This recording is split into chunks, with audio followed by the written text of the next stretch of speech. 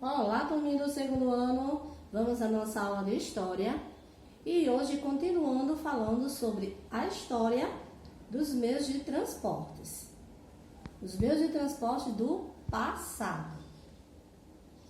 Muitos meios de transporte que utilizamos atualmente não existiam há cerca de 100 anos. Naquela época, as pessoas utilizavam outras maneiras de se locomover. Vamos observar que maneiras eram essas. Então, uma das maneiras é a charrete. Então, há cerca de 100 anos, os animais eram muito utilizados nos transportes de pessoas e mercadorias. Hoje, ainda se utilizam esse tipo de meio de transporte. Os primeiros bondes eram puxados por animais e carregavam várias pessoas. Esse veículo foi um dos primeiros tipos de transportes coletivos do país. Isso é, no ano de 1905. Em 1892, na cidade do Rio de Janeiro, foi instalado o primeiro bonde movido a eletricidade. Foi o primeiro bonde movido a eletricidade do Brasil. Por volta de 1900, a bicicleta já era usada como meio de transporte no Brasil. Então, os primeiros modelos eram bem diferentes dos atuais, e eram fabricados fora do país, o que tornava seu custo muito caro. Essa imagem que vocês estão observando é de uma bicicleta do ano de 1905.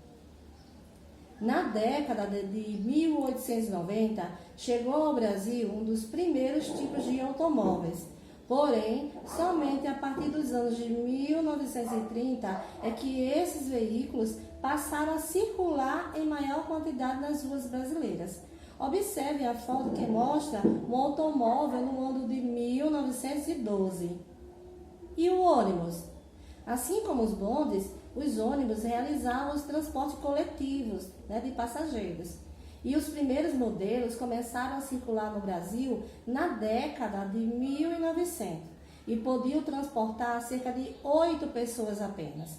Então, observe que alguns modelos de ônibus eles mudaram, eles foram mudando com o passar do tempo. Hoje em dia, os ônibus eles transportam mais de 50 pessoas, ok? No decorrer dos anos, novos modelos de automóveis foram lançados. Esse meio de transporte passou a circular em maior número no Brasil, a partir da década de 1950, no caso desse modelo que vocês estão vendo aí, certo? E a primeira ferrovia brasileira foi inaugurada em 1854. A imagem mostra a locomotiva baronesa, que puxou o primeiro trem no Brasil. Olha só, pessoal, que legal! Então, pessoal, foi muito bom conhecer mais um pouquinho da história dos meios de transporte, não foi? Então, agora vamos exercitar fazendo a atividade proposta no caderno de história, ok? Então, meus amores, boa aula e até já na nossa aula online. Beijos!